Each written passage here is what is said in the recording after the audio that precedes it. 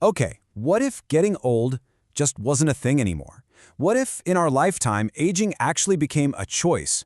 Now, I know that sounds like something straight out of a sci-fi movie, but this is a future that top labs around the world are working on right now. And honestly, the results are pretty astonishing.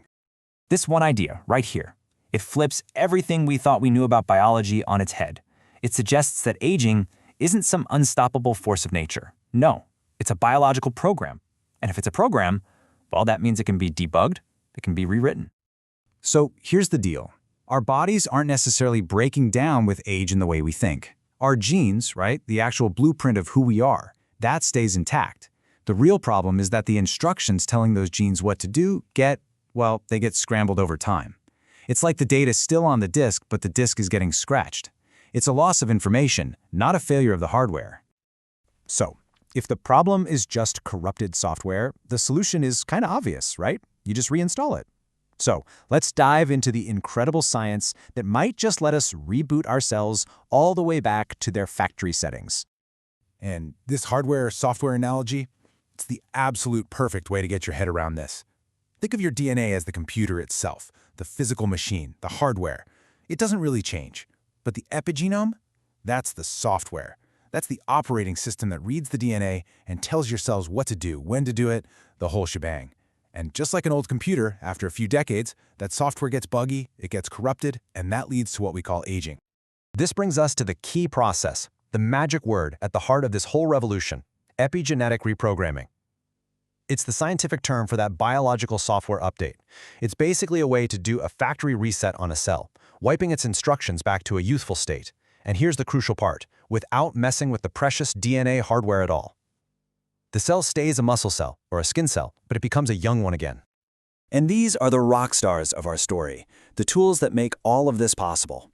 Discovered by Shinya Yamanaka, these 4 master genes are normally just active in embryos, but when you switch them on in an adult cell, they have this incredible, almost unbelievable power to turn back the biological clock. They make old cells young again. Now, I know what you're thinking. This all sounds incredible in theory, but it begs the most important question of all. Is there any actual proof that this works? You know, in a living, breathing thing?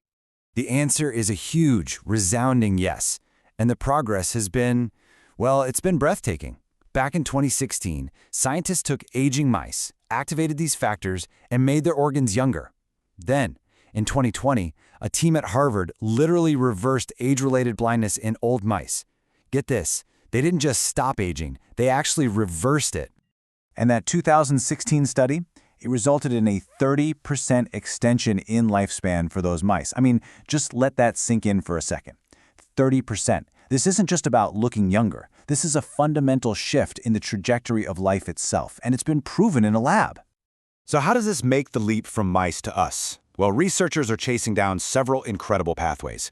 We're talking gene therapies that can be switched on and off like a light switch, chemical cocktails which are basically a rejuvenation pill, and even using CRISPR, not to edit DNA, but to just gently turn up the volume on our own youth-promoting genes. Okay, so we've got the science, it's coming, but that shifts the entire conversation from a question of how to a much more profound question of should. This technology is forcing us to make a choice not just as individuals, but as a species. You know, as we stand on the very edge of conquering aging, we have to stop and ask about the consequences. What does a world actually look like where dying of old age is no longer a given? And this means the debate can't just be for scientists in a lab anymore. Before this technology becomes a tool for politicians or corporations, it has to be understood by thinkers, by ethicists, by all of us.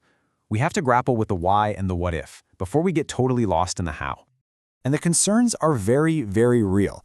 Who gets access to this stuff? Will it create a new class divide between the mortal and the basically immortal?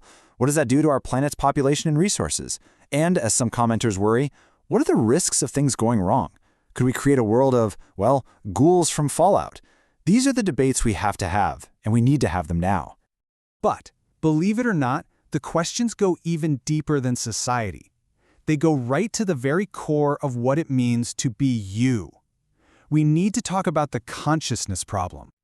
Okay, so if technology allows your body to be repaired and rejuvenated forever, who exactly is this I that gets to experience this endless life? Is it really you? To even begin to answer that, you have to wrap your head around a pretty wild concept. Consciousness isn't a thing you have. It's not a static object sitting in your skull. It's a dynamic, ongoing process that your brain creates moment by moment by moment. I mean, think about it. When you're in a deep, dreamless sleep, your consciousness, the you that you think of as you, it just ceases to exist. It's gone. Then, when you wake up, your brain just reboots that process from scratch, using your memories to create that feeling of continuity. But that feeling of being a continuous self, it's an illusion. It's a brilliant trick your brain plays on itself every single morning. Kind of wild, right? And this leads us to the ultimate sci-fi dilemma, which, let's be honest, is rapidly becoming a real-world problem. It's the critical difference between transferring your consciousness and merely copying it. So here's the dilemma. Imagine we could perfectly scan your brain and upload it to a new, youthful body. That copy would wake up with all your memories, feeling completely, 100% like you. But the original you, the process running on your original hardware, you're still there, left behind in the old body. That copy isn't a continuation of your unique experience. It's a brand new one. It's not you. And that's really the heart of the paradox, isn't it? If consciousness is a process, like a flame or a wave in the ocean, you can't just pick it up and move it somewhere else. You can only put out the old one and light a new one that just happens to look identical. We started this whole journey talking about the science to extend life, but it's forced us to confront a much, much bigger question. What do the words life and self even mean anymore? And this highlights a paradox we are already living in. Your body is constantly replacing its cells. You are not the same physical person you were 7 years ago. So whether you change one neuron or all of them at once, the process of you is just being recreated on new hardware. And yet, you still feel like the same person. So, we end right back where we started, with a question. The science to end aging seems to be within our grasp. But in solving the mortality of the body, we may have just uncovered an even bigger challenge: understanding the nature of the self that we're so desperately trying to save. What do you think?